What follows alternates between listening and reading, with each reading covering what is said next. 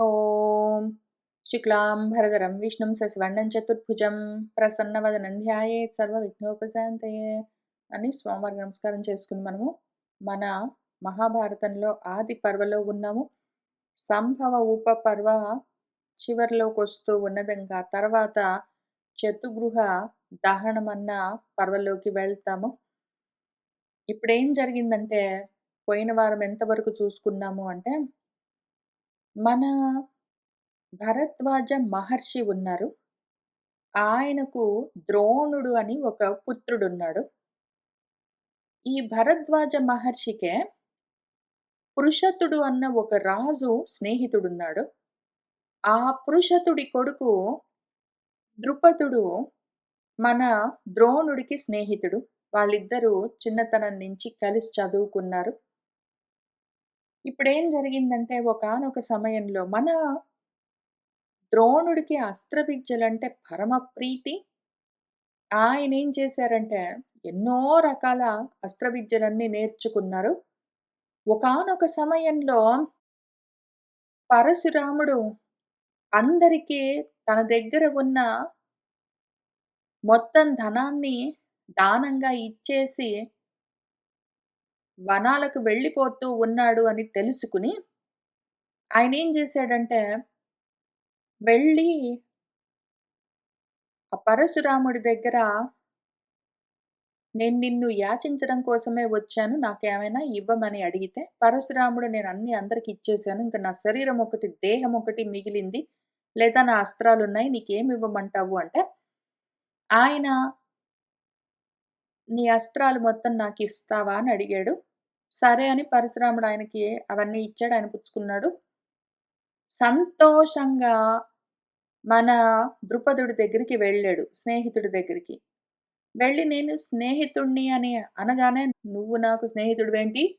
తక్కువ రకం వాళ్ళు నాలాంటి గొప్ప వాళ్లకు స్నేహితులవుతారేంటి? ఏవో పాత స్నేహాలన్నీ గుర్తుపెట్టుకుని వచ్చేసావు. ఓహో! అజ్ఞాని. కొంచెం గూడా నీకు ఆలోచన, బుద్ధి పని చెయ్యట్లేదు. అసమంజసంగా మాట్లాడుతూ ఉన్నావు." అది ఇది అని చాలా మాటలన్నాడు. ఆయన చిన్నబుచ్చుకున్నాడు మన ద్రోణుడు. ఇంకా పగ పెంచుకున్నాడు ద్రుపదుడి పైన.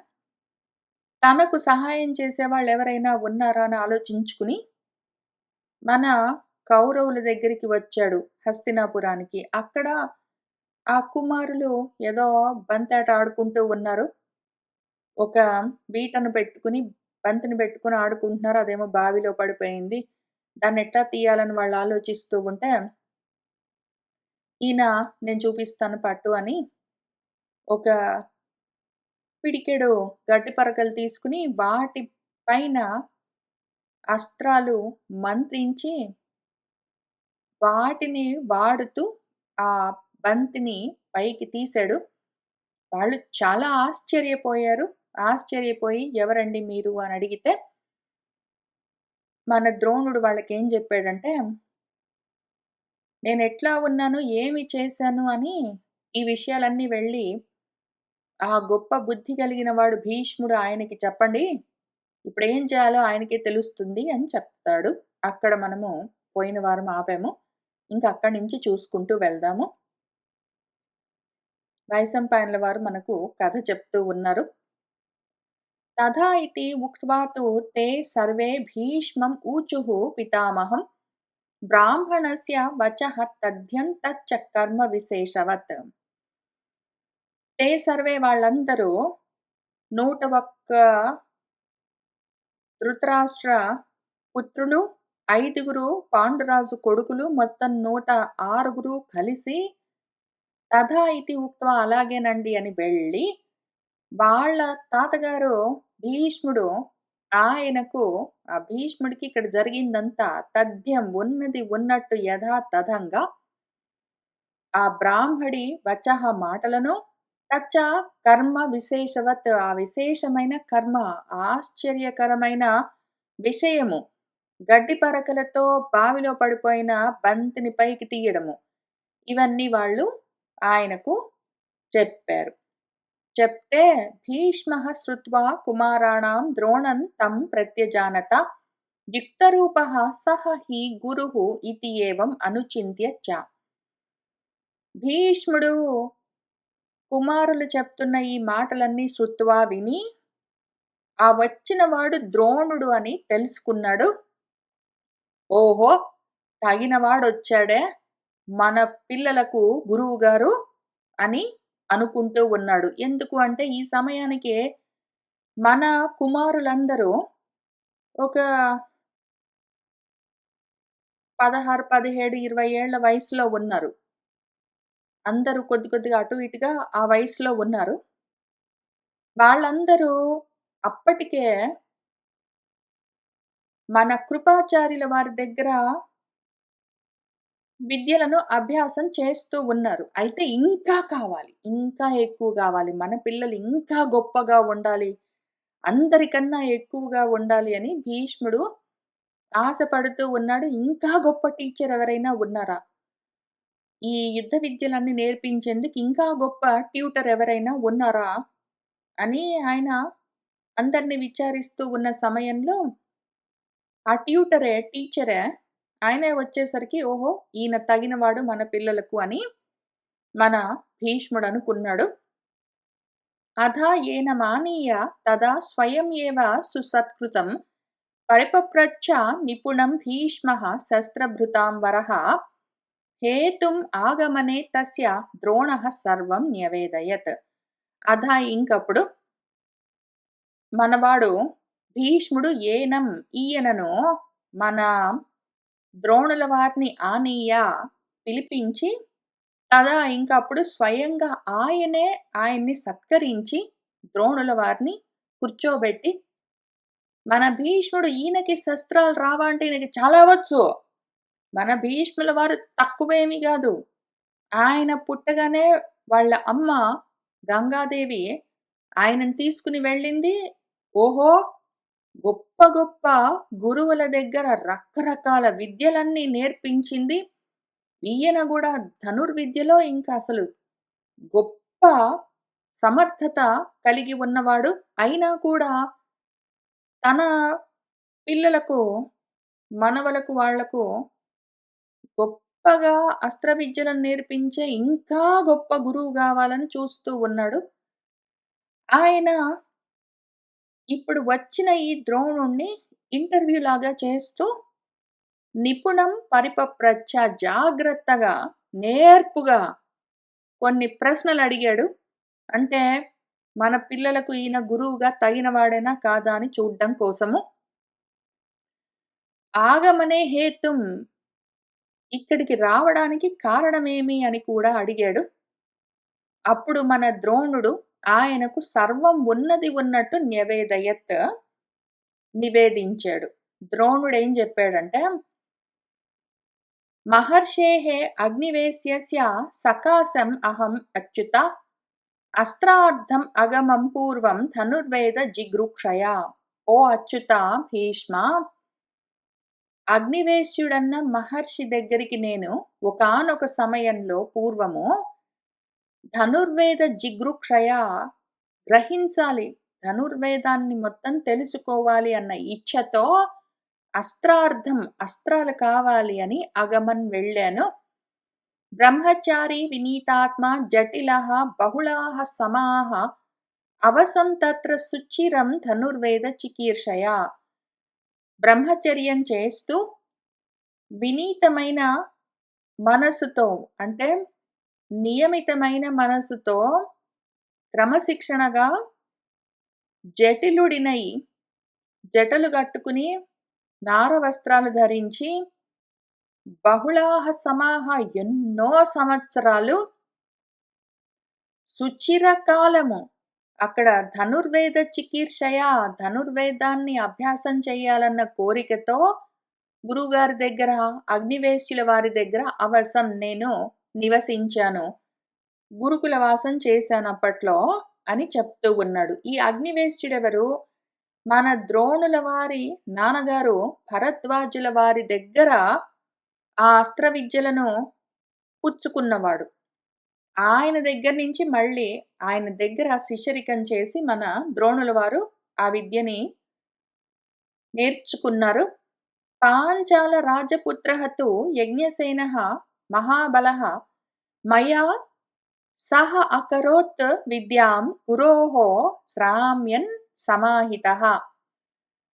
అక్కడే ఆయన దగ్గరే అగ్నివేశ్యుల వారి దగ్గరే పాంచాల రాజకుమారుడున్నాడు. ఆయన పేరు ద్రుపదుడు. వాళ్ళ నాన్న పేరు పృషతుడు గాబట్టి ఆ ద్రుపదుడి పేరు పార్షతుడని గూడా ఉన్నది. కాక ఇదే ద్రుపదుడికి యజ్ఞసేనుడని గూడా ఇంకొక పేరున్నది. ఈ ద్రుపదుడి కూతురు కాబట్టే ఆయన కూతురును ద్రౌపది అని పిలుస్తారు. యజ్ఞసేనుడి కూతురు కాబట్టి ఆమెను యాజ్ఞసేని అని కూడా పిలుస్తారు. ఇప్పుడు ఈ యజ్ఞసేనుడు మన ద్రుపదుడు మహాబలవంతుడు. రాకుమారుడు, పాంచాల రాకుమారుడు. ఆయన కూడా గురువుగారి దగ్గర మయా సహా నాతో పాటుగా శ్రామ్యన్ శ్రమిస్తూ కష్టపడి చదువుకుంటూ విద్యను అకరోత్ చేశాడు. విద్యాభ్యాసం నాతో పాటు ఆయన గూడా శ్రమించి కష్టపడి చదువుకున్నాడు. సమాహితః చక్కటి మనస్థితితో ఆయన కూడా మన అగ్నివేశ్యుల వారి దగ్గర ధనుర్విద్యని అభ్యాసం చేశాడు. సహ మే తత్ర సఖా చ ఆసీత్ ఉపకారీ ప్రియః చ మే తేనాహం సహ సంగమ్య రతవాన్ సుచిరం బత. బాల్యాత్ ప్రభృతి కౌరవ్య సహ అధ్యయనం ఏవ చ. సహ ఆయన మన యజ్ఞసేనుడు ద్రుపదుడు నాకు తత్ర అక్కడ సఖ ఆసీత్ స్నేహితుడుగా ఉండేవాడు. ఉపకారి మంచివాడు, మే ప్రియః నాకిష్టమైనవాడు. తేన సహ ఆయనతో పాటు కలిసి సంగమ్య అహం నేను సుచిరం ఎంతో కాలము రతవాన్ ఆడుకున్నాను. ఆడుకుంటూ పాడుకుంటూ ఆయనతో పాటు అక్కడ ఎంతో కాలము చదువుకున్నాను. బత బాల్యాత్ ప్రభృతి పసప్పటినుంచి ఓ కౌరవ్య భీష్మ మేమిద్దరము సహాధ్యాయులుగా స్టూడెంట్స్‌గా ఉన్నామక్కడ. సహ సమాసాద్య మాం తత్ర ప్రియకారి ప్రియం వదః అబ్రవీత్ ఇతి మాం భీష్మ వచనం ప్రీతివర్ధనం.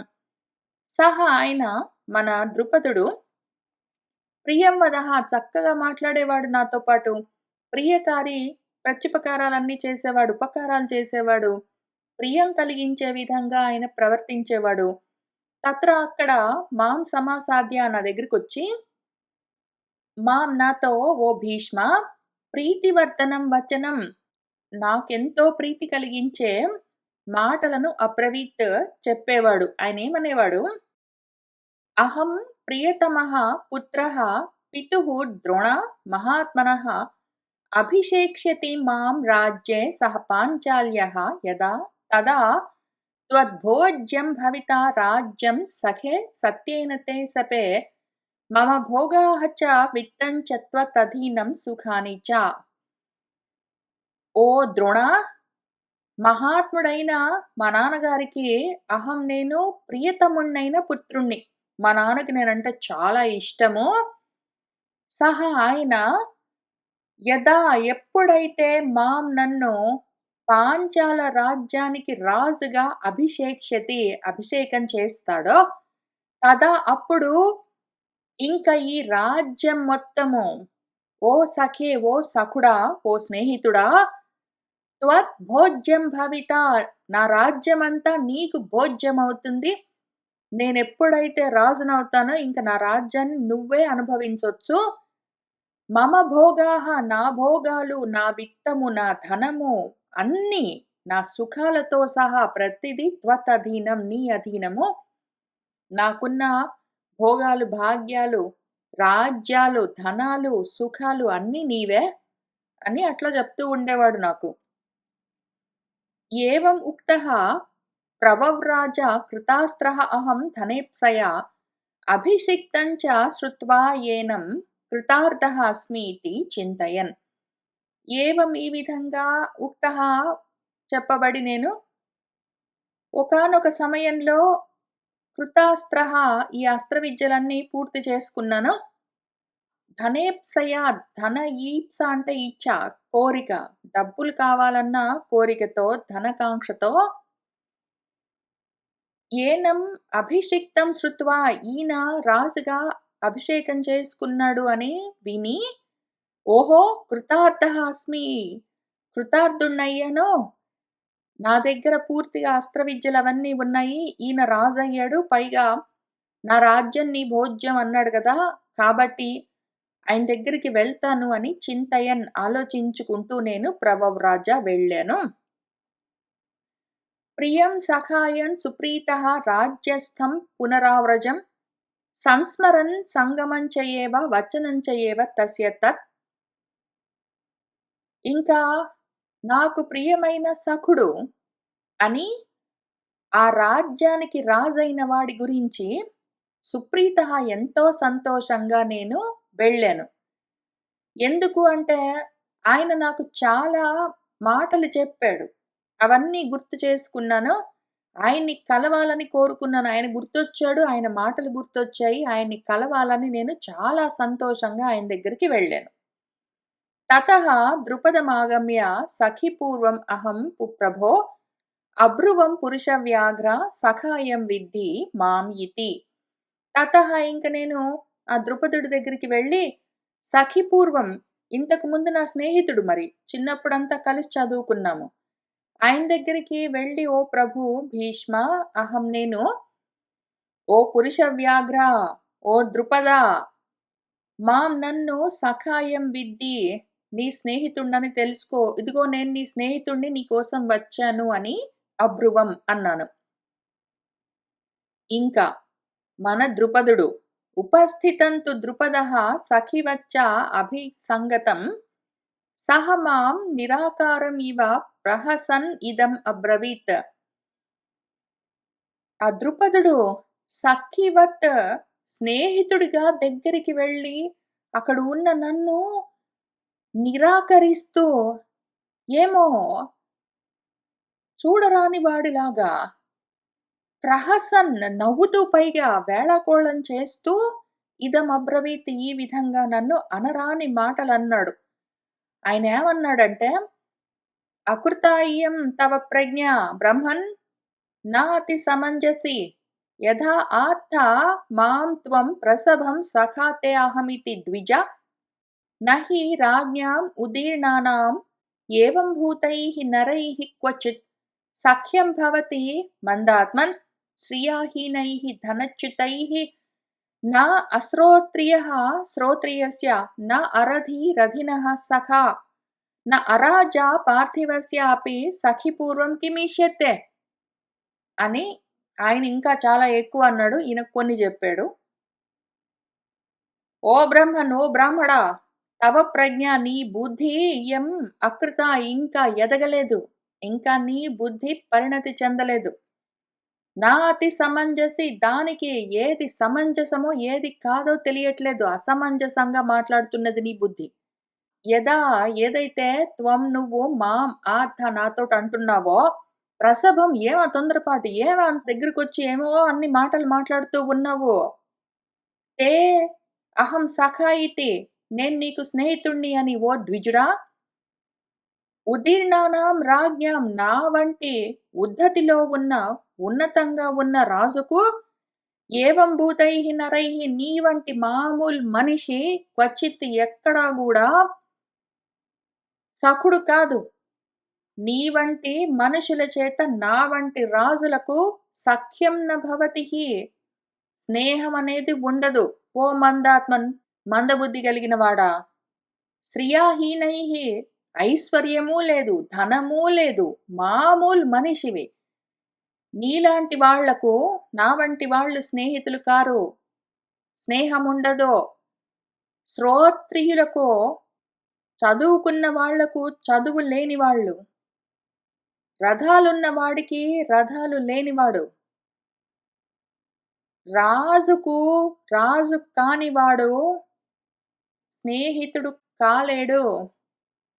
సఖిపూర్వం కిమిష్యతే, పాత స్నేహాలు ఎవరు పట్టించుకుంటారో, ఎవరికి కావాలి అని అన్నాడు.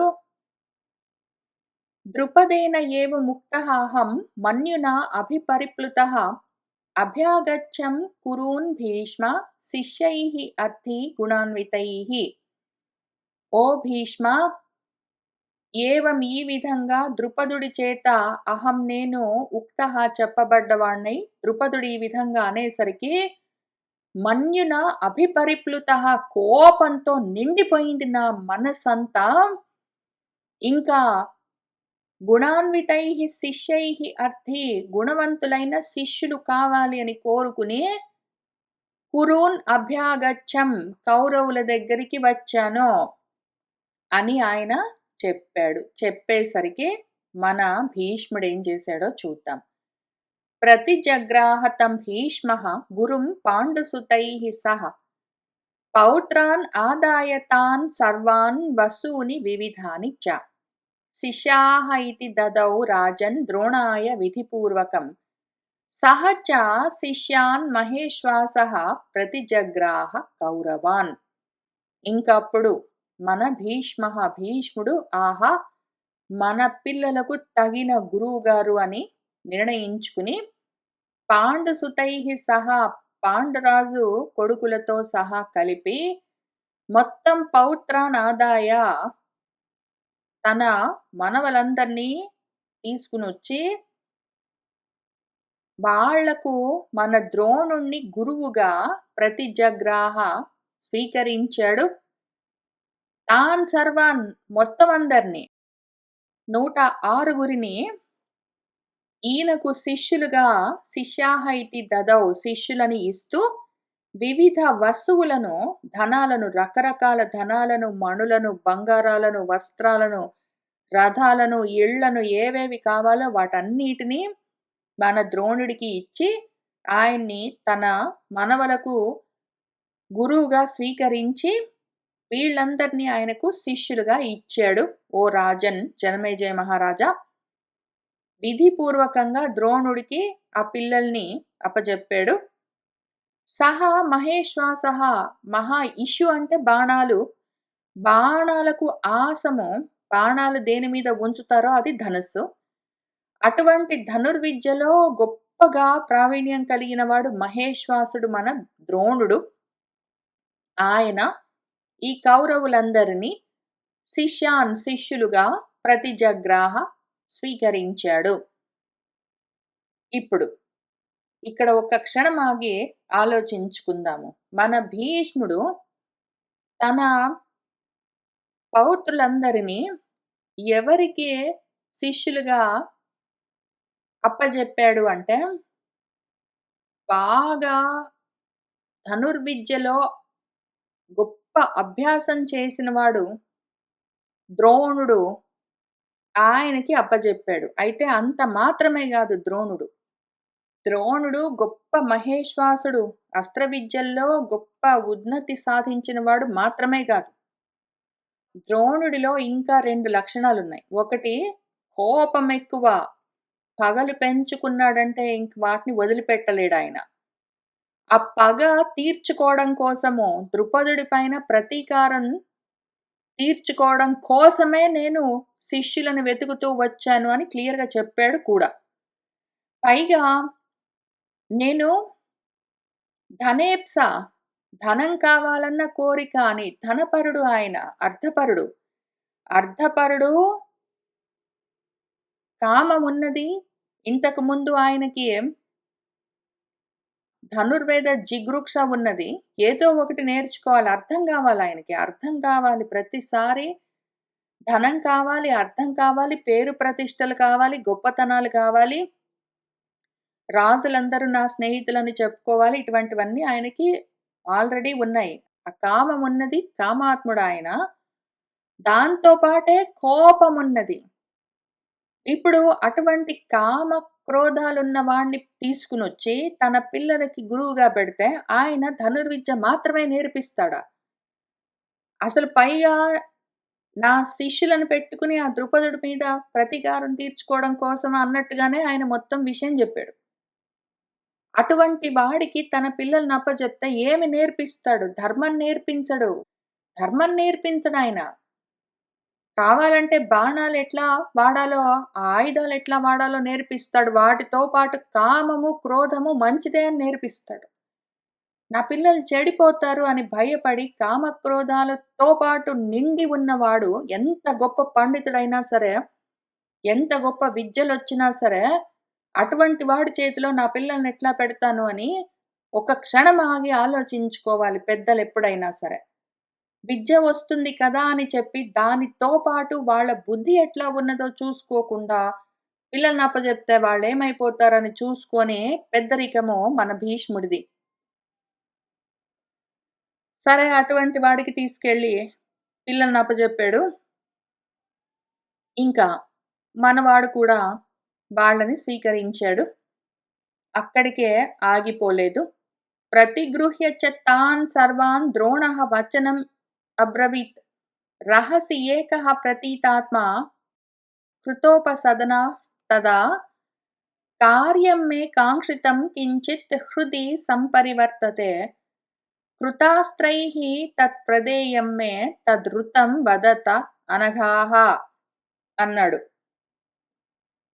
ఆయనేం చేశాడు మన ద్రోణుడు, తాన్ సర్వాన్ ప్రతిగృహ్య వాళ్ళందరినీ తన శిష్యులుగా స్వీకరించిన తర్వాత రహసి ఏకాంతంగా ఏకః ఆయనొక్కడే భీష్ముడు గాని మిగిలిన వాళ్ళెవరు లేకుండా ఈ పిల్లలతో మాత్రమే కూర్చున్నవాడై ప్రతీతాత్మ ఆదరంగా వాళ్ళందరినీ కృతోపసదనాన్ తన దగ్గర కూర్చోపెట్టుకుని, ఆయన వాళ్ళందరినీ ప్రేమగా తన దగ్గర కూర్చోబెట్టుకుని, వాళ్ళతో తదా అప్పుడు ఈ వచనం అబ్రవీత్ ఈ విధంగా అన్నాడు. వాళ్ళందరినీ శిష్యులుగా స్వీకరించి ముందు ఆయన చెప్పిన విషయమేమి అంటే, నాకు ఒక కార్యమున్నది. ఒక పని ఉన్నది. ఒక పని జరగాలని కోరుకుంటున్నాను. కించిత్ హృది నా మనసులో కొంచెం పని ఉన్నది. అది కదులుతున్నది. మీకందరికీ అస్త్రాలన్నీ ప్రదేయం. నేను ప్రదానం చేస్తాను. మీకు మొత్తం అస్త్రాలు నేర్పిస్తాను. కృతాస్త్రులైనాక మీరు అస్త్ర విద్యలన్నీ నా దగ్గర నేర్చుకున్న తర్వాత నా కోరికను మీరు వృతం చేయవలసి ఉంటుంది. తీర్చవలసి ఉంటుంది. మీరు అలాగే చేస్తాను అని వదత నాకు ప్రమాణం చెయ్యండి ఓ అనఘులారా అని వాళ్ళకి చెప్పాడు. నా మనసులో ఒక కోరికున్నది. నేను మీకు అస్త్ర విద్యలు నేర్పిస్తాను. నేర్పించిన తర్వాత నా కోరికను తీరుస్తానని మాటివ్వండి అని ఆయన వాళ్లకు చెప్పాడు. తచ్చుత్వా కౌరవేయాః తే తూష్ణీం ఆసన్ విశాంపతే. అర్జునః తు తతః సర్వం ప్రతిజజ్ఞే పరంతపః. తచ్చుత్వా అది విని తే కౌరవేయాః కౌరవులందరూ తూష్ణీం ఆసన్ వాళ్ళందరూ మౌనంగా ఉన్నారు. ఆ 106 అందరూ మౌనంగా ఉన్నారు ఓ విశాంపతి ఓ రాజా. అర్జునః తు అర్జునుడు మాత్రం 105 ఏమీ అనలేదు. నా మనసులో ఒక మాటుంది. మీకు అస్త్ర విద్యలన్నీ నేర్పించిన తర్వాత మీరు నా కోరిక తీరుస్తానని చెప్పండి అంటే వాళ్ళెవరేమనలేదు. కానీ అర్జునుడు మాత్రము సర్వం మొత్తం చేస్తాను. నువ్వేదడిగితే అది చేస్తాను అని ప్రతిజ్ఞ చేశాడు ఓ పరంతపుడా. తతః అర్జునం మూర్ధ్ని తదా సమాఘ్రాయ పునః పునః ప్రీతిపూర్వం పరిష్వజ్య ప్రరురోధ ముదా తదా. తదా ఇంకప్పుడు మన గురువుగారు తతః అప్పుడు అర్జునుణ్ణి మూర్ధ్నా సమాఘ్రాయ పునః పునః మాటి మాటికి ఆయన తలపైన ముద్దులన్నీ పెట్టుకుని ప్రీతిపూర్వకంగా పరిష్వజ్య కౌగిలించుకుని ముదా సంతోషంతోటి ప్రరురోధ గట్టిగా ఏడ్చాడు. ఆనందంగా సంతోషంతోటి ఆయనకి ఇంత ఏడుపు వచ్చిందంటే ప్రీతిగా అర్జునుణ్ణి మాటి మాటికి కౌగిలించుకొని ముద్దులన్నీ పెట్టాడు. చాలా సంతోషించాడు. తతః ద్రోణః పాండుపుత్రాన్ అస్త్రాణి వివిధాని చ గ్రాహయామాస దివ్యాని మానుషాని చ వీర్యవాన్. తతః ఇంక మన ద్రోణుడు పాండుపుత్రులందరికీ రకరకాల అస్త్రాలన్నింటినీ దివ్యాస్త్రాలను, మనుషులు వాడే అస్త్రాలను ఆ వీర్యవాన్ ద్రోణుడు గ్రాహయామాస వాళ్లకు గ్రహింపచేశాడు. వాళ్ళందరికీ నేర్పించాడు. రాజపుత్రాః తథా ఏవ అన్యే సమేత్య భరతర్షభ అభిజగ్మతుః తతః ద్రోణం అస్త్రార్థే ద్విజసత్తమం వృష్ణయః చ అంధకాః చ ఏవ నానాదేశ్యాః చ పార్థివాః సూతపుత్రః చ రాధేయః గురుం ద్రోణం ఇయాత్ తదా స్పర్ధమానః తు పార్థేన సూతపుత్రః అత్యమర్షణః దుర్యోధనముపాశ్రిత్య పాండవాన్ అత్యమన్యత. ఇంకా ఈ విధంగా మన ద్రోణుడు వీళ్ళందరికీ దివ్యాస్త్రాలను, మామూలు మనుషులు వాడే అస్త్రాలను శస్త్రాలను వాటన్నిటిని నేర్పిస్తూ ఉన్నాడు. ఓ భరతర్షభ, ఓ జనమేజయ మహారాజా, ఈ విషయం తెలిసి తథా ఇంకా అన్యే రాజపుత్రాః సమేత్య ఎక్కడెక్కడి నుంచో రాకుమారులందరూ వచ్చేవాళ్ళు ఈయన దగ్గర ధనుర్విద్యని అభ్యాసం చేయడం కోసము. అభిజగ్మతుః తతః ద్రోణుడి దగ్గరికి అస్త్రాల కోసము ఆ ద్విజసత్తముడి దగ్గరికి ఎవరెవరు వచ్చారంటే వృష్ణి వంశంలోని వాళ్ళు. ఈ వృష్ణి వంశంలోని వాడే మన కృష్ణుల వారు కూడా గురువు గారు. తర్వాత అంధకుడి వంశం నుంచి, నానా దేశాల నుంచి పార్థివులు రాజులందరూ వచ్చారు. అట్లానే సూతపుత్రుడు రాధేయుడు మన కర్ణుడు కూడా గురువుగారి దగ్గరికి, ద్రోణుడి దగ్గరికి వచ్చాడు. అయితే ఇక్కడ చదువుకుంటూ ఉన్న సమయంలో మన సూతపుత్రుడు రాధేయుడు, మన కర్ణుడు పార్థుడితో, మన అర్జునుడితో స్పర్ధలు పెట్టుకునేవాడు, కాంపిటీషన్స్ అన్ని పెట్టుకునేవాడు. అత్యమర్షణ, అతిగా అమర్షణ తట్టుకోలేకపోయేవాడు. ప్రతి దాంట్లో అర్జునుడు ముందుండేసరికి కర్ణుడికి నచ్చేది కాదు, తట్టుకోలేకపోయేవాడు. దాంతో ఆయన దుర్యోధనం ఉపాశ్రిత్య, దుర్యోధనుడికి కూడా ఇదే విధంగా పాండవుల మీద పగలన్నీ ఉన్నాయి. అందుకే దుర్యోధనుడి దగ్గర చేరాడు. పాండవులను ఇంకా అతిగా ద్వేషించడం మొదలుపెట్టాడు. అట్లా ఉన్నది పరిస్థితి అన్న చోట అధ్యాయం ముగిసింది. తర్వాత ఇంక ఇది చివరి అధ్యాయం మనకు ఈ సంభవ ఉపపర్వలో వైశంపాయనుల వారు మనకు చెప్తూ ఉన్నారు. అర్జునః తు పరం యత్నమాతస్థే గురుపూజనే అస్త్రే చ పరమం యోగం ప్రియః ద్రోణస్య చ అభవత్. అర్జునుడు అస్త్రాలు నేర్చుకోవడంలో గొప్ప యోగ్యతను చూపిస్తూ ఉండేవాడు. గురువుగారిని పూజించడంలో ప్రత్యేకమైన గొప్ప ప్రయత్నాన్ని చేస్తూ ఉండేవాడు. వీటి వల్ల ఆయనకు గురువుగారి పట్ల, గురువుగారు చెప్పే విద్య పట్ల గొప్ప శ్రద్ధ ఉంది కాబట్టి, పరమమైన శ్రద్ధ ఉన్నది. అందుకని ద్రోణుడికి అర్జునుడు ప్రియః అభవత్, చాలా ప్రియమైన శిష్యుడుగా ఉండేవాడు. మిగిలిన వాళ్ళందరికీ మరి మండుతుంది. ద్రోణేనతు అంటే అర్జునుడు గొప్ప ప్రయత్నం చేసుకుంటున్నాడు. గురువుగారి పట్ల, గురువుగారు చెప్పిన హోంవర్క్స్ చెప్పినట్టు చేస్తాడు, చెప్పిన పనంతా చేస్తాడు, చెప్పినట్టు నేర్చుకుంటాడు. ప్రతిరోజు వస్తాడు, ముందే నిలబడతాడు, ఎగ్జామ్స్ పెడితే రాస్తాడు, ఇన్ని చేస్తాడు. కాబట్టి గురువుగారికి అర్జునుడు అంటే ఇష్టము. మనం కూడా అట్లా ప్రయత్నం చేసుకుంటే మనకు కూడా, మన పట్ల కూడా గురువుగారు అట్లానే అర్జునుడి పట్ల ఉన్నట్టే ప్రియంగా ఉంటారు కదా అన్న ఆలోచన రాదు. అర్జునుడు ఇంత ప్రయత్నం చేసుకుని గురువుగారికి ప్రియుడైతే, అట్లా గురువుగారికి ప్రియుడై ఉన్న అర్జునుడిని చూసి మనకు దుఃఖం వస్తుంది. మనం కూడా అట్లా ప్రయత్నం చేద్దామన్న ఆలోచన రాదు. మనం అట్లా కాకపోతేమే అని ద్వేషాలన్నీ బయలుదేరుతాయి. ద్రోణేన తు తదా ఆహూయ రహసి ఉక్తః అన్నసాధకః అంధకారే అర్జునాయ అన్నం న దేయం తే కథంచన. ద్రోణుడు ఒకసారి ఏం చేశాడంటే, ఏకాంతంగా అన్నసాధకుడు, అన్నం వడ్డించేవాడిని, వంటల వాడిని పిలిచి ఈ విధంగా అన్నాడు. చీకటయిన తర్వాత అర్జునుడికి అన్నం పెట్టొద్దు. ఎప్పుడైనా సరే రాత్రి అయిందంటే చీకట్లో అర్జునుడికి అన్నం పెట్టొద్దు. అని చెప్పాడు. తతః కదాచిత్ భుంజానే ప్రవవౌ వాయుః అర్జునే తేన తత్ర ప్రదీపః సహ దీప్యమానః నివాపితః. తతః ఒకానొక సమయంలో కదాచిత్ మన అర్జునే భుంజానే అర్జునుడు అన్నం తింటూ ఉంటే వాయువు వీచింది. గాలి వీచేసరికి తత్ర అక్కడ ఉన్న దీప్యమానః ప్రకాశిస్తూ ఉన్న ఆ దీపము నివాపితః ఆ గాలికి ఆరిపోయింది. భుంక్తః ఏవ అర్జునః భక్తన్ న చ అస్య ఆస్యాత్ వ్యముహ్యత. హస్తః తేజస్వినః నిత్యం అన్నగ్రహణ కారణాత్ తత్ అభ్యాసకృతం మత్వా రాత్రౌ అభ్యస్త పాండవః. అర్జునుడేం చేశాడు, అట్లా అన్నం తింటూ ఉంటే లైట్ పోయింది. ఆ చీకట్లోనే ఆయన భోజనం చేస్తూ ఉన్నాడు.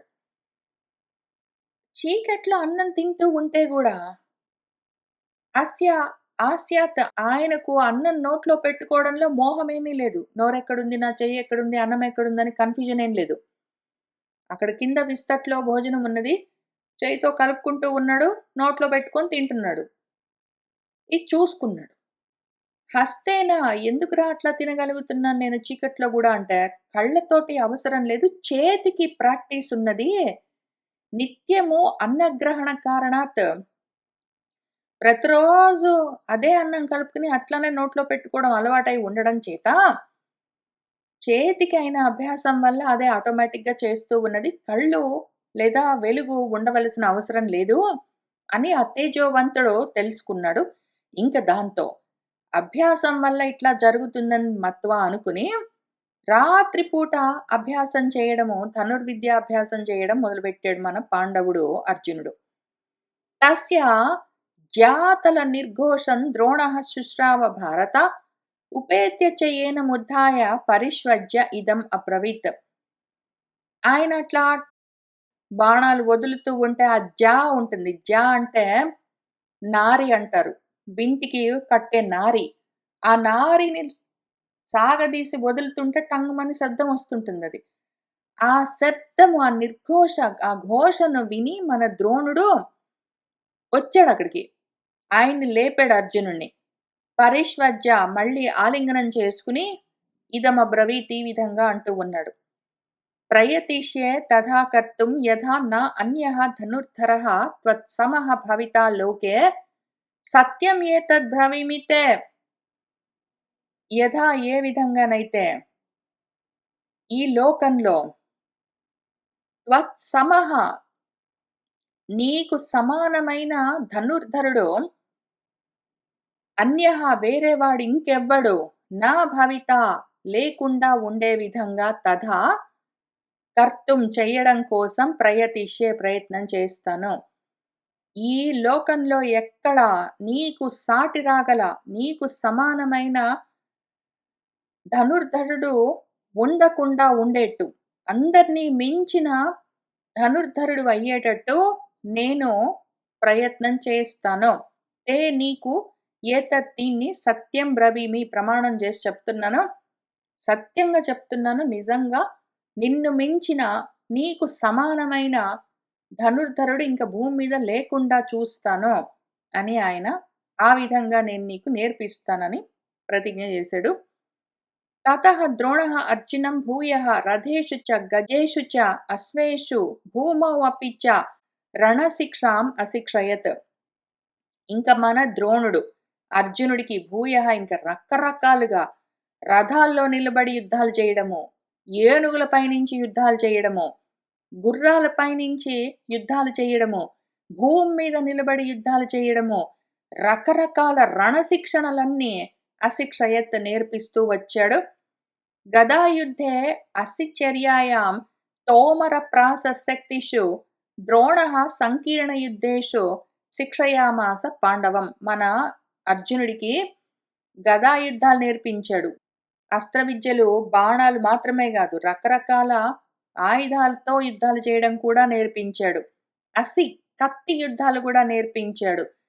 తోమరాలు, ప్రాసాలు, శక్తులు అంటారు. వాటిని జావలిన్స్, లాన్సెస్, స్పియర్స్ అని పిలుస్తారు. ఈటెలు, బళ్ళాలు, శూలాలు అని. ఇప్పుడు శూలము అట్లాంటివేవుంటాయో వాటిని పట్టుకుని పొడుస్తాము. మన చేయితోటే పట్టుకుంటాము. శూలం అట్లాంటి వాటిని పట్టుకుని శత్రువులను పొడుస్తాము. కొన్ని బళ్ళాలు అట్లాంటి వాటిని కూడా అంతే బలంగా మోదడం కోసం వాడతాము. అయితే ఈటెలు అట్లాంటి వాటిని ఏం చేస్తామంటే ఈటెకు కొంచెము తేలికగా ఉండే చెక్క ఉంటుంది. దానికి ఒక చివరన సన్నగా మొన ఉన్న ఏదైనా ఒక ఇనుముతోటి వాటితోటి తయారు చేసిన మొలికి ఉంటుంది. దాన్ని విసరొచ్చు. ఈటెలు అట్లాంటి వాటిని దూరం నుంచి విసిరి యుద్ధం చేయొచ్చు. శూలాలు అట్లాంటి వాటిని చేయితో పట్టుకొని గుచ్చుతూ యుద్ధాలు చేయొచ్చు. అట్లాంటివి రకరకాలవి నేర్పించాడు. పైగా సంకీర్ణ యుద్ధాలు చాలా మందితో కలిసి ఒకేసారి చేసే యుద్ధాలు లేదా ద్వంద్వ యుద్ధాలు అవన్నీ గూడా మన అర్జునుడికి ద్రోణుడు శిక్షయామాస నేర్పించాడు. తస్య తత్కౌశలం దృష్ట్వా ధనుర్వేద జిగృక్షవః రాజానః రాజపుత్రాః చ సమాజగ్ముః సహస్రశః. ఈ విధంగా మన అర్జునుడు రోజు రోజుకి రకరకాల యుద్ధ విద్యలన్నీ నేర్చుకుంటూ ఉంటే ఆయన కుశలత, ఆయన నైపుణ్యం చూసి ఆశ్చర్యపోయి, మేము గూడా ఇట్లా నేర్చుకోవాలి అని ఆ ధనుర్వేదమంతా కావాలి, గ్రహించాలి అన్న ఇచ్చ కలిగిన వాళ్ళు రాజులు, రాజపుత్రులు అందరూ వేల కొద్దీ వచ్చేవాళ్ళు ద్రోణుడి దగ్గర నేర్చుకోవడం కోసము. ఆయన దగ్గర స్టూడెంట్స్‌గా ఉండి, ఈ ధనుర్వేదాన్ని రకరకాల అస్త్రాలను, రకరకాల ఆయుధాలను ఏ విధంగా నైపుణ్యంతో వాడడం అన్నది ఆ మెళకువలన్నీ నేర్చుకోవడం కోసం ఎంతోమంది ఎక్కడెక్కడి నుంచో వచ్చేవాళ్ళు. అప్పుడేం జరిగిందంటే, తతః నిషాదరాజస్య హిరణ్యధనుషః సుతః ఏకలవ్యః మహారాజా ద్రోణం అభ్యాజగామః. నిషాద రాజున్నాడు. హిరణ్యధనుష్ అని ఆయనకొక కొడుకున్నాడు ఏకలవ్యుడు. ఓ మహారాజా జనమేజయ మహారాజా! ఈ ఏకలవ్యుడు కూడా మన ద్రోణుడి దగ్గర ధనుర్వేదం నేర్చుకోవడం కోసం, ధనుర్విద్య కోసము అభ్యాజగామః వచ్చాడు. న సహ తం ప్రతిజగ్రాహ నైషాదిహీతి చింతయన్ శిష్యం ధనుషే ధర్మజ్ఞః తేషామేవ అన్వవేక్షయ. ఇప్పటికే ఎటువంటి స్థితిలో ఉన్నాడు మన ద్రోణుడు? కౌరవులే ఒక 106 మందున్నారు. వీళ్ళందరూ కాక ఎక్కడెక్కడి నుంచి రాజులు, రాకుమారులు, వేరే వేరే దేశాల నుంచి అందరూ వచ్చి ఈయన దగ్గర నేర్చుకుంటున్నారు. కొన్ని వేల మంది స్టూడెంట్స్ ఆల్రెడీ ఉన్నారు. మామూలు చిన్న చితక వాళ్ళు గాదు. అందరూ గొప్ప గొప్ప స్థితిలో ఉన్నవాళ్ళు. వాళ్ళందరిని చూసుకొని ఈయన చాలా సంతోషిస్తున్నారు. నేను గాబట్టి వీళ్ళందరూ నా దగ్గరకొచ్చి నేర్చుకుంటున్నారు అని ఆయన చాలా ఉద్ధతితో ఉన్న సమయంలో ఒక నిషాదుడొచ్చి, ఆటవికుడొచ్చి అడిగేసరికి వీళ్ళందరిని తేషాం ఏవ అన్వవేక్షయ తన దగ్గర ఉన్న వేల కొద్దీ ఉన్న రాజులను, రాకుమారులను వాళ్ళందరిని జూసుకున్నాడు. ఈయన కళ్ళకు సరిపోలేదు. చిన్నవాడిగా కనిపించాడు. దాంతో ఆయనను ఏకలవ్యుణ్ణి నిషాదుడు, ఆటవికుడు ఇప్పుడు అవసరమేంటి మనకు? పెద్ద పెద్ద రాజులందరూ మన దగ్గరొచ్చి నేర్చుకుంటుంటే అని చింతయన్ ఆలోచించుకుని ఆయనను మన ఏకలవ్యుణ్ణి ధనుష శిష్యం ధనుర్వేదాన్ని అభ్యసించే శిష్యుడిగా నా ప్రతిజగ్రాహ స్వీకరించలేదు. కాబట్టి ఇప్పుడు ఎన్నున్నాయి మన వాడిలో ఉన్న ఒక్క సద్గుణమేమి అంటే ధనుర్విద్యను ఎంతో గొప్పగా అభ్యాసం చేశాడు. అయిపోయింది అక్కడికి. ఆయన దాన్ని గొప్పగా నేర్పించగలడు గూడా. నేర్చుకున్నాడు, నేర్పించగలడు. అదొకటున్నది. ఇటువైపు ఆయనలో ఉన్న దోషాలేమి అంటే కామము, అర్ధపరత్వము, క్రోధము. ఇప్పుడు కామక్రోధాలున్నాయి అంటే రజోత్తమో గుణాలుంటాయి. అవి ఉన్నాయి అంటే వెంటనే కలిగేదేమి ఎక్కువ తక్కువలు చూడ్డము, భేదాలు చూడ్డము, భేద బుద్ధి ఒకటి ముందే తయారైతుంది. రజోతమో గుణాలున్నాయి అంటే తరతమ భేదాలు, తారతమ్యాలు చూడ్డం, ఎక్కువ తక్కువలు చూడ్డము అహం, నేను అన్న అహంభావంతో ఉండడము ఇవన్నీ ఆటోమేటిక్‌గా వస్తాయి. కాబట్టి తక్కువవాడు, అల్పుడు అనుకోని అసలు ఆయన పాపము ప్రతి వాళ్ళు ఈయన దగ్గర ఎందుకొస్తారు? ఆయన దగ్గర ఉన్న విద్యను అభ్యసించడం కోసమే వస్తారు. ఈయనకు గురువుగా, ఆ విద్య తెలిసిన గురువుగా ఈయనకు ఉండవలసిన ధర్మమేమి? నేర్చుకోవాలి అని చిత్తశుద్ధిగా వచ్చి అడిగిన వాళ్ళెవ్వరికైనా సరే విద్యను నేర్పించడము గురువుగా ఆ విద్య తెలిసిన వాడికి ధర్మమై ఉంటుంది. ఈయన ధర్మము ఈయనను బట్టి ఉంటుంది. ఈయన ధర్మం ఆయన ఇష్టాన్ని బట్టి ఉంటుంది. నేర్చుకునేవాడిలో ఉండవలసిందేమి? నేర్చుకోవాలన్న తీవ్రమైన కాంక్ష. నాకిది కావాలి అన్న కాంక్ష ఉండి వాడు అంత శ్రద్ధతో నేర్చుకుంటున్నాడంటే వాడికి విద్య నేర్పించవలసిన బాధ్యత గురువుగారికి ఉంటుంది. అయితే మన గురువుగారు అటువంటి వాడు గాదు. గొప్పవాళ్ళని చూసుకొని నేర్పిస్తాడు. ఈయన అల్పుడిగా కనిపించాడు కాబట్టి అవసరం లేదు మనకనుకున్నాడు. కులము, ధనము, పదవి ఇటువంటివి ఉంటే మన శిష్యుడిగా ఉంటే మనకు బాగుంటుంది. అటువంటివన్నీ లేనివాడు మన దగ్గర శిష్యుడిగా ఉంటే మనకెందుకు అని అనుకునే మనస్తత్వమున్న గురువుగారి దగ్గరికి తీసుకొచ్చి మన భీష్ముల వారు మన పిల్లలందరినీ అప్పజెప్పాడింకా. సహ తు ద్రోణస్య శిరసా పాదౌ గృహ్య పరంతపః అరణ్యం అనుసంప్రాప్తః కృత్వా ద్రోణం మహీమయం తస్మిన్ ఆచార్యవృత్తిం చ పరమం ఆస్థితః తదా ఇష్వస్త్రే యోగమాతస్థే పరం నియమం ఆస్థితః పరయా శ్రద్ధయా యుక్తః యోగేన పరమేణ చ విమోక్ష ఆదాన సంధానే లఘుత్వం పరం ఆప సహ. ఇంకా మనవాడు ఏకలవ్యుడు అలాగేనన్నాడు. నేను నిన్ను శిష్యుడిగా స్వీకరించను అంటే సరే అనుకున్నాడు. ఆ పరంతపుడు ద్రోణుడి యొక్క పాదాలకు శిరసా నమస్కారం చేసి అరణ్యంలోకి వెళ్ళిపోయాడు. అక్కడ మహీమయం ద్రోణం మట్టితో ఒక ద్రోణుడి రూపాన్ని తయారు చేసుకున్నాడు.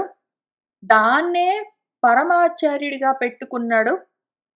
ఇంకా ఆయనే సొంత ప్రయత్నంతో నియమంగా, పరమ నియమంతో ఉండి యోగంతో స్వయంగా ఇషువస్త్రే ఆ బాణాలు, ధనుస్సు వాటిని పెట్టుకుని నేర్చుకున్నాడు. పరమ శ్రద్ధతో, యోగ యుక్తితో, పరమమైన యోగయుక్తి. పరమ శ్రద్ధ, పరమమైన యోగయుక్తి. వీటితో ఆయన ఆ బాణాలను సంధించడము, బాణం తీయడము, ధనుస్సుకి తగిలించడము, దాన్ని వదలడము. ఆదానము తీసుకోవడం బాణాన్ని, సంధానము ఆ వింటి నారికి తగిలించడము, విమోక్షం వదలడము. ఇది ఎంత వేగంగా చేసేవాడంటే పరం లఘుత్వం. ఎంత స్కిల్‌ఫుల్‌గా, ఎంత లైట్‌నెస్, ఎంత సింపుల్‌గా టకటక పెట్టడం. ఆ వెనక నుంచి ఆ భుజానికి కట్టుకున్న తూణీరంలో నుంచి బాణాన్ని తీయడం, దీనికి వింటికి తగిలించడం, వదిలిపెట్టడం. ఇదంతా మొత్తం ఎంత వేగంగా చేసేవాడంటే లఘుత్వం. అంత చురుగ్గా చేసేవాడు. అది నేర్చుకున్నాడు తనంతట తాను మన ఏకలవ్యుడు. అప్పుడేం జరిగిందంటే ద్రోణాభ్యనుజ్ఞాతాః కదాచిత్ కురు పాండవాః రథైః వినిర్యయుః సర్వే మృగయాం అరిమర్దనాః. ఆ శత్రుమర్దనులందరూ ఒకానొక సమయంలో కదాచిత్ కురు పాండవులందరూ ద్రోణుడి దగ్గర నుంచి అనుజ్ఞ పొంది సర్వే మృగయాం వేటాడడం కోసము రథాలెక్కి వినిర్యయుః బయలుదేరారు. తత్ర ఉపకరణం గృహ్య నరః కశ్చిత్ యదృచ్ఛయా రాజన్ అనుజగామ ఏకః శ్వానమాదాయ పాండవాన్. తత్ర అక్కడ ఓ రాజా జన్మేజయ మహారాజా వాళ్ళకి కావలసిన ఉపకరణాలన్నింటినీ గృహ్య పుచ్చుకుని కశ్చిత్ నరః ఒక మనిషి వాళ్ళతో పాటు వెళ్ళాడు. అనుకోకుండా ఆయన ఒక శ్వానాన్ని, ఒక కుక్కను కూడా తీసుకుని బయలుదేరాడు. వేటాడడానికి వెళ్ళేటప్పుడు మరి కుక్కల్ని గూడా తీసుకొని వెళ్తారు. అందులో ఒకానొకాయన ఆ రకంగా వెళ్ళిన వాళ్ళలో కుక్కతో పాటు వెళ్ళాడు. రకరకాల వస్తువులను వీళ్ళకి కావాల్సిన పరికరాల్ని, ఉపకరణాల్ని పుచ్చుకొని వెళ్ళాడు. తేషాం విచరతాం తత్ర తత్తత్ కర్మ చికీర్షతాం స్వాచరన్ సహ వనే మూఢః నైషాదిం ప్రతి జగ్మివాన్. వాళ్ళందరూ అక్కడక్కడ వాళ్ళ వాళ్ళ పనులు చూసుకుంటూ, వాళ్ళకిష్టం వచ్చినవి వాళ్ళు చేసుకుంటూ తిరుగుతూ ఉంటే, మన కుక్క గూడా ఆ మూఢః దానిష్టం వచ్చినట్టు తిరుగుతూ, అక్కడే కొంత దూరంలో ఉన్న ఈ నిషాదుడి కొడుకు మన ఏకలవ్యుడి దగ్గరికొచ్చింది. సహ కృష్ణం మలదిగ్ధాంగం కృష్ణాజినధరం వనే నైషాదిం సమాలక్ష్య భషంతస్థౌ తదంతికే. సహా మనవాడు ఏకలవ్యుడు నల్లగా ఉన్నాడు. మలదిగ్ధాంగం మట్టంతా ఉన్నది ఆయన శరీరానికి, మట్టి పూసుకుని ఉన్నాడంతా. కృష్ణాజినధరం కృష్ణాజినము జింక చర్మాన్ని ధరించి ఉన్నాడు ఆ అడవిలో. ఆయన్ని సమాలక్ష చూసింది మన కుక్క. ఆయన్ని చూసి తదంతికి ఆయన దగ్గర భషంతస్థౌ భౌ భౌ భౌ అని అరుస్తూ ఉన్నది.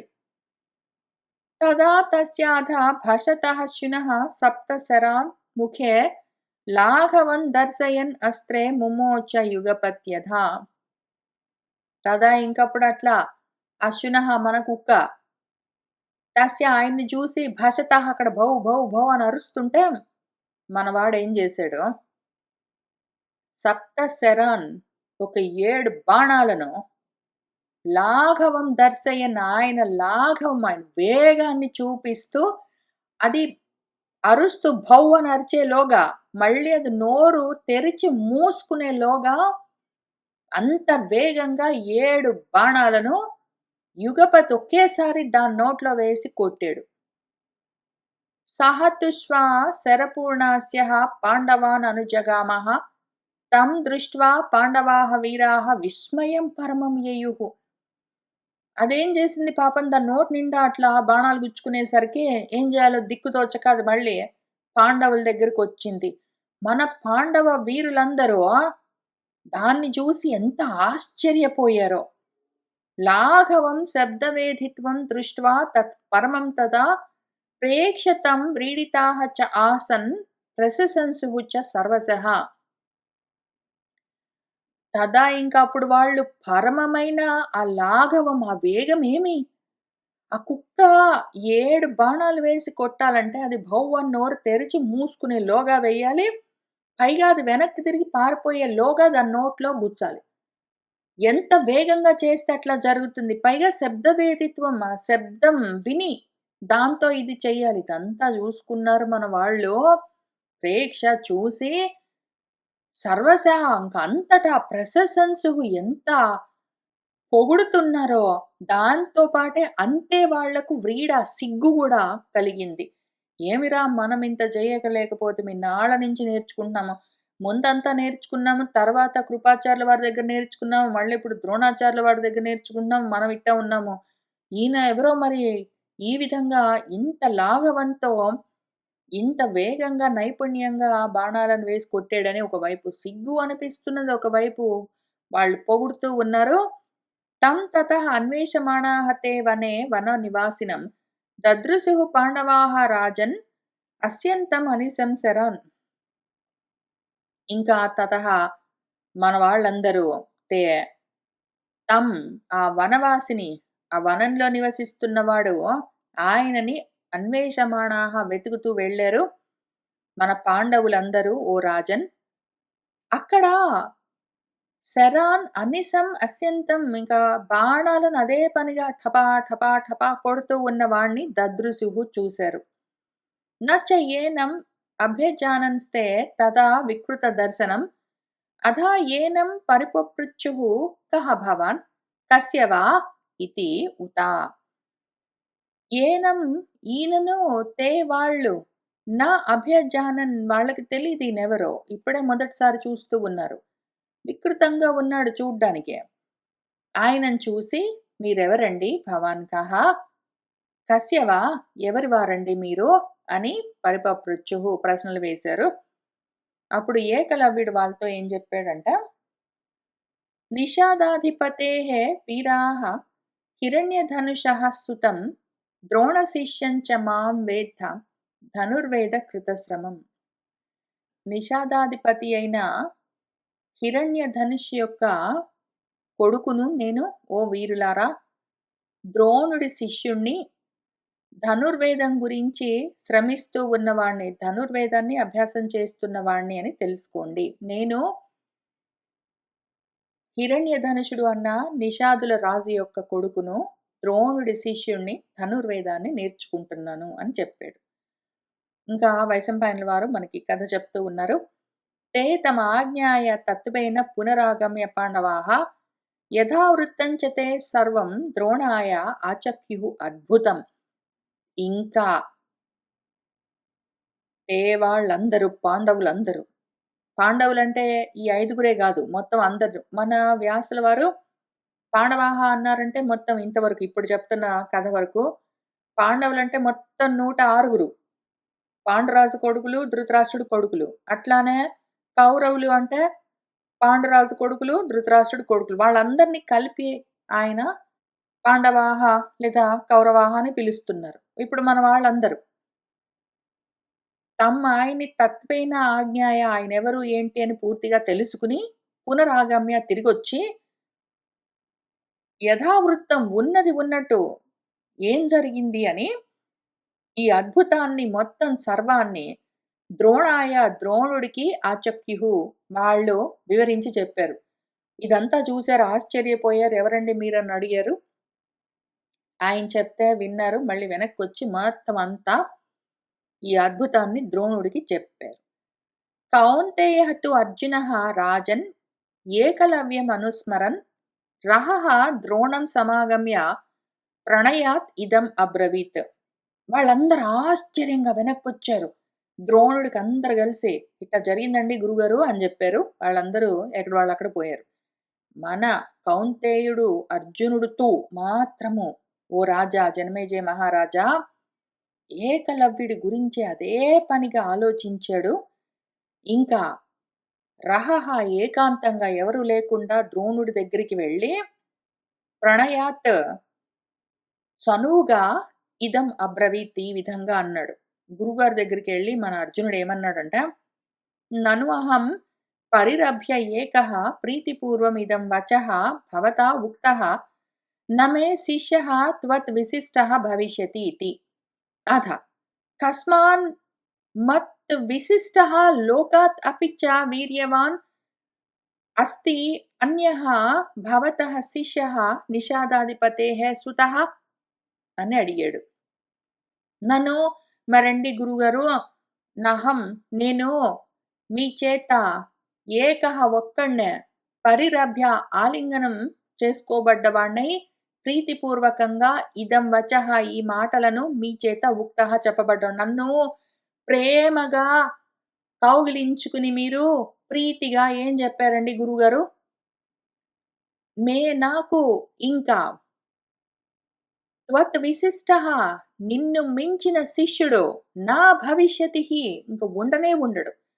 నిన్ను మించి నాకింకా వేరే శిష్యుడు లేనే లేడురా అర్జునా, నువ్వే నాకందరికన్నా గొప్ప శిష్యుడివి అని చెప్పారా లేదా? అథ మరి కస్మాత్ ఎందుకండి గురుగారు, మత్ విశిష్టః నాకన్నా గొప్పవాడు, నా ఒక్కడికన్నా కాదు, లోకాతపి అందరికన్నా గొప్పవాడు, ఆ గొప్ప వీర్యవంతుడు అన్యః వేరేవాడెవడో, ఆ నిషాదాధిపతేః సుతః నిషాదాధిపతి కొడుకు భవతః శిష్యః అస్తి మీకు శిష్యుడిగా ఉన్నాడండి. నిన్ను మించిన వాడు ఇంకా ఎవడు లేకుండా చూస్తాను అని మీరు నాకు మాటిస్తిరే. ఇప్పుడు చూస్తే నన్నే కాదు అందరినీ మించిపోయాడు ఆ ఏకలవ్యుడు. అటువంటి శిష్యుడు కూడా మళ్ళీ మీకున్నాడు. ఏంటండి మరిది అని ఆయన చనువుగా అడిగాడు. అప్పుడు ముహూర్తం ఇవ తం ద్రోణః చింతయిత్వా వినిశ్చయం సవ్యసాచినం ఆదాయ నైషాదిం ప్రతి జగ్మివాన్. ఉంటే ఉన్నాడు అర్జున, నా దగ్గరికొచ్చాడు. నేర్పించమని అడిగితే నేను నేర్పించలేదు. ఆయనే ప్రయత్నం చేసుకునుంటాడు. నేను నిజంగా గూడా ఆయనకి సొంతంగా నేర్పించిందేమీ లేదు. ఆయన ప్రయత్నంతో నేర్చుకున్నట్టున్నాడు. ఉంటే ఉన్నాడు. ఆయన కూడా నేర్చుకుంటున్నాడు. నువ్వు అంతకన్నా గొప్పగా నేర్చుకో. నేనున్నాను గదా! నేను నేర్పిస్తాను నీకు. ఆయనేం నేర్చుకున్నాడో ఆ శబ్దవేది విద్యలవన్నీ గూడా నేను నీకింకా నేర్పిస్తాను. మనిద్దరం ఇంకా ఎక్కువగా ప్రాక్టీస్ చేద్దాము. నువ్వు మళ్ళీ వాళ్ళందరిని మించిపోవచ్చు అర్జున. ఇది మనకు అవకాశము. ఇది మనకు ఆపర్చునిటీ అని అట్లా చెప్పలేదు మనవాడు. మన గురువుగారు. మన గురువుగారికి ఆ విధంగా శిష్యులందరినీ సమానంగా చూడ్డము. ఎవరైనా సొంతంగా ప్రయత్నంతో పైకొస్తే వాళ్ళని మెచ్చుకుంటూ, మిగిలిన వాళ్ళని గూడా ఉత్సాహపరుస్తూ, అందరూ ఆ విధంగా ఉండాలని నేర్పించడం ఇవన్నీ మనకి చేతగావు. బాగా మన మాట వినేవాళ్ళు, మనకు పనికొచ్చే వాళ్ళని ముద్దు ముద్దు జేయడము, మిగిలిన వాళ్ళందరిని పట్టించుకోకపోవడము, ఇటువంటివన్నీ మనకు వచ్చు గాబట్టి, పైగా నేర్చుకునే పిల్లవాడు సొంతంగా నేర్చుకున్నాడు. మన దగ్గర కాదు గదా! అన్న ఆలోచన గూడా లేదు. ఇప్పుడేదో మాటిచ్చాడు గదా అర్జునుడికి. కాబట్టి ఒక ముహూర్తం, ఒక నిమిషం మన ద్రోణుడు ఆలోచించుకున్నాడో, ఒక నిశ్చయం జేసుకున్నాడో, సవ్యసాచిని పుచ్చుకున్నాడో, ఆ నైషాదుడి దగ్గరికి వెళ్ళాడు. దదర్శ మలదిగ్ధాంగం జటిలం చీరవాససం ఏకలవ్యం ధనుష్పాణిం అస్యంతమనిశంసరాన్. అక్కడికెళ్ళేసరికి నారచీరలు ధరించాడు. జటలు కట్టిన జుట్టుతో ఉన్నాడు. మలినమైన శరీరంతో ఉన్నాడు. కానీ పాపం ఆ పిల్లవాడు ప్రాబబ్లీ ఆయన గూడా ఒక 25 యువకుడు. ఏకలవ్యుడు. శరాలను, బాణాలను అనిశంగా అస్యంతం వదులుతూ ఉన్నాడు. ధనుష్పాణి అయి ఉన్నాడు. ధనుస్సు పట్టుకుని ఉన్నాడు. బాణాలు వదులుతూ ఆయన అభ్యాసం చేసుకుంటూ ఉన్నాడు. ఆయనను చూసాడు మన గురువుగారు. ఏకలవ్యః తు తం దృష్ట్వా ద్రోణం ఆయాంతం అంతికాత్ అభిగమ్య ఉపసంగృహ్య జగామ శిరసా మహీం. ఏకలవ్యుడు ఆ వస్తూ ఉన్న అంతికాత్ ఆయాంతం ద్రోణం దగ్గరకొస్తున్న ద్రోణుణ్ణి దృష్ట్వా చూసి అభిగమ్య ఎదురు వెళ్ళి ఉపసంగృహ్య శిరసా మహీం జగామ. ఆయన దగ్గరికి వెళ్ళి తల వంచి భూమికి తాటించి నమస్కారం చేశాడు. పూజయిత్వా తతః ద్రోణం విధివత్ సహ నిషాదజః నివేద్య శిష్యం ఆత్మానం తస్థౌ ప్రాంజలిః అగ్రతః. తతః ఇంకప్పుడు మన నిషాదరాజు పుత్రుడు ఏకలవ్యుడు విధిపూర్వకంగా గురువుగారిని ద్రోణుణ్ణి గౌరవించి పూజించి ఆత్మానం శిష్యం నివేద్య నేను మీ శిష్యుణ్ణండి అని చెప్పుకుని ప్రాంజలిహి చేతులు జోడించి ఆయన ఎదురుగా తస్థౌ నిలబడ్డాడు. చాలా నేర్చుకున్నావు నాయన. నా దగ్గరికొచ్చి అస్త్ర విద్యలు నేర్పించమని అడిగితే కుదరదన్నాను. కానీ నువ్వు స్వయంగా ఎంత ఘనంగా నేర్చుకున్నావో చాలా సంతోషము అని ఒక్క మాట అనొచ్చు గదా! హుహు. తతః ద్రోణః అబ్రవీత్ రాజన్ ఏకలవ్యం ఇదం వచః యది శిశః అసి మే తూర్ణం వేతనం సంప్రదీయతాం. తతః ఇంకప్పుడు మన ద్రోణుడు ఏకలవ్యుడితో ఈ వచనాన్ని అబ్రవీత్ అన్నాడు. ఓ రాజా, జన్మేజయ మహారాజా, మన ద్రోణుడేమన్నాడంటే, యది ఒకవేళ నువ్వు నాకు శిష్యః అసి శిష్యుడివైతే తూర్ణం వెంటనే వేతనం సంప్రదీయతాం నాకు గురుదక్షిణ నాకు ఇవ్వవలసిన వేతనాన్ని ఇవ్వో అన్నాడు. ఏకలవ్యహత్తు అసలు ఒక క్షణం ఆగి ఆలోచించాడా మన గురుగారు? నిజంగా ఈయన నేర్పించాడా? ఏకలవ్యుడికి వేతనం అడుగుతున్నాడు. ఏకలవ్యుడు బొమ్మ పెట్టుకొని ఆయన సొంతంగా ప్రయత్నం చేసుకున్నాడు. ఈయన అసలు కనీసము పలకరించి మాట్లాడాడా? నేర్పించడం పక్కన పెట్టి. అయినా గూడా మాత్రము గురుదక్షిణ ఇవ్వు, నాకు వేతనం ఇవ్వు అని అడగడానికి వచ్చేసాడు. ఏమాత్రము ధర్మం అన్నది లేదు. వీళ్ళ ధర్మాలన్నీ వీళ్ళ పరంగా ఉంటాయి. వాళ్ళకేది కావాలంటే దాన్ని బట్టి వాళ్ళ ధర్మం నడుస్తూ ఉంటుంది. ఏకలవ్యః తు తత్ శ్రుత్వా ప్రీయమాణః అబ్రవీత్ ఇదం కిం ప్రయచ్ఛామి భగవన్ ఆజ్ఞాపయతు మాం గురుః. ఏకలవ్యుడు పాపం ఆ మాట విని ప్రీయమాణః ఎంతో ప్రీతిగా గురువుగారితో ఈ విధంగా అన్నాడు. భగవన్ గురువుగారు ఆజ్ఞాపించండి, ఏం ఇవ్వమంటారు గురుదక్షిణగా అని అడిగాడు. నహి కించిత్ అదేయం మే గురవే బ్రహ్మవిత్తమా. తమ్ అబ్రవీత్ త్వయా అంగుష్టః దక్షిణః దీయతాం మమ. నా చేత గురువుగారికి అదేయం ఇవ్వరానిది కించిత్ నహి లేదండి. గురువుగారు ఏదడిగినా ఇస్తానండి అని ఆ బ్రహ్మవిత్తమా, బ్రహ్మవేత్తల్లో ఉత్తములైన వారా అని ఆయన అన్నాడు పాపం మన ఏకలవ్యుడు. మన గురువుగారు తమ్ అబ్రవీత్ ఆయనతో ఏమన్నాడంటే, త్వయా నీ చేత మమ నాకు దక్షిణః అంగుష్టః దీయతాం నీ కుడి చేతి బొటన వేలు ఇవ్వవలసి ఉన్నది అన్నాడు. ఏకలవ్యః తు తచ్చుత్వా వచః ద్రోణస్య దారుణం ప్రతిజ్ఞాం ఆత్మనః రక్షన్ సత్యే చ నిరతః సదా తథా ఏవ హృష్టవదనః తథా ఏవ అదీనమానసః చిత్వా అవిచార్య తం ప్రాదాద్ ద్రోణాయ అంగుష్టం ఆత్మనః. మన ఏకలవ్యుడు ఆ ద్రోణుడి యొక్క దారుణమైన అటువంటి మాటలను విని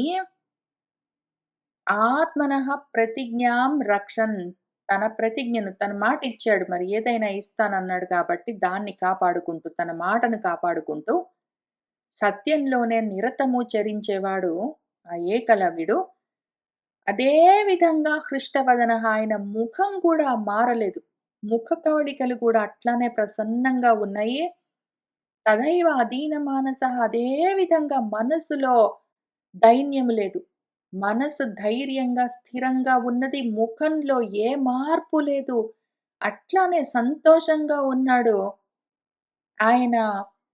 అవిచార్య, అసలు ఏ విచారము లేదు, ఏ ఆలోచన లేదు, మళ్ళీ ఇంకా ఆలోచించలేదు ఆయన. ఏం చేశాడు, చిత్వా ఆ కుడి చేతి బొటన వేలిని ఛేదించి తెగకోసి ద్రోణుడికి తన అంగుష్టాన్ని ప్రదాత్ ఇచ్చాడు. చదువు చెప్పకుండా, చదువు చెప్పే ఒకవేళ శిష్యుల దగ్గర నుంచి ఏమైనా గురుదక్షిణగా పుచ్చుకోవాలంటే ఏది పడితే అది, ఎట్లా పడితే అట్లా కాదు, గురువులు ఏమి స్వీకరించవచ్చు అని నియమాలున్నాయి. పైగా చదువు పూర్తయిన తర్వాత పుచ్చుకోవలసి ఉంటుంది.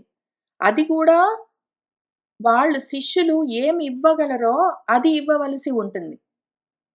ఇంత భయంకరంగా నువ్వు చదువు చెప్పకపోతివి, పైగా అడిగేది ఏదో తృణమో పణమో, డబ్బులో వస్తువులో కాదు, వేళ్ళు కోసివు, కాళ్ళు కోసివు, మెడగోసివు, ప్రాణం తీసుకో, ఇట్లాంటి గురుదక్షిణలు ఎవడైనా మనిషి అన్నవాడో, ధర్మం తెలిసినవాడు, చదువుకున్నవాడు, పెద్దవాడు, వృద్ధుడు అడుగుతాడా? అడుగుతారు, ఉంటారు ఇట్లాంటి ప్రజలు.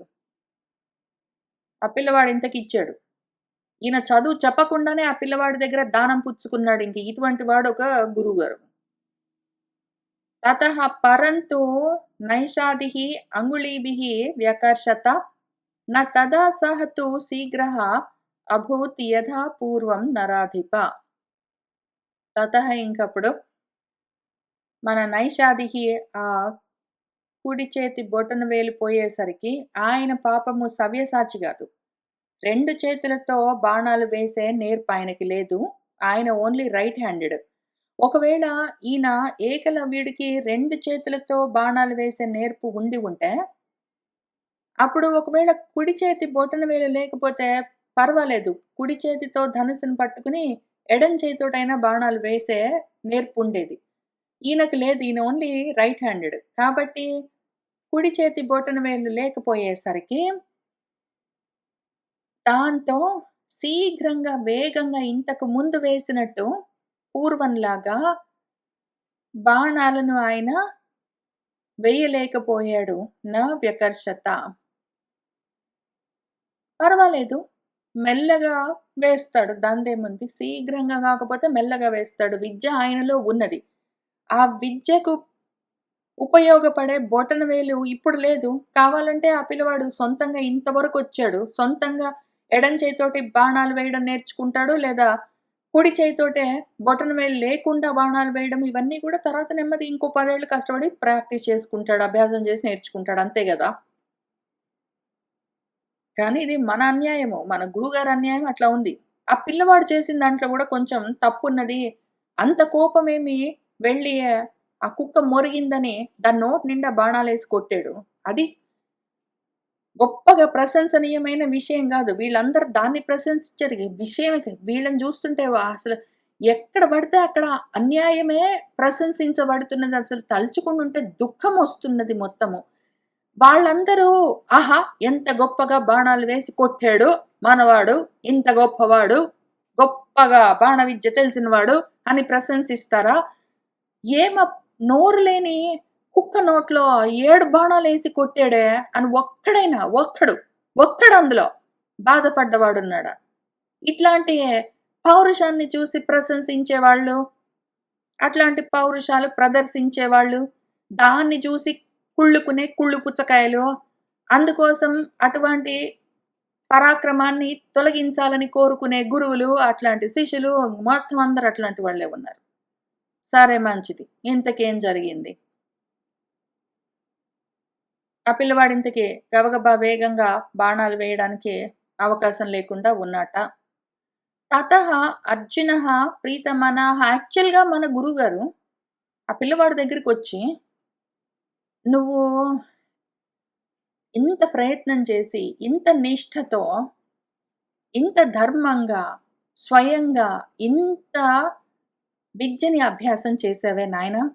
నేను చెప్పను అంటే గూడా నువ్వు స్వయంగా ప్రయత్నం చేసుకొని ఇంత దూరం వచ్చావు. అంత దూరం వచ్చిన వాడివి కొంచెం నువ్వు కోపాన్ని కంట్రోల్ చేసుకొని, కుక్క అరిచిందని దాని నోట్లో ఇన్ని బాణాలు వేశావే! నోరు లేని జీవి గదా!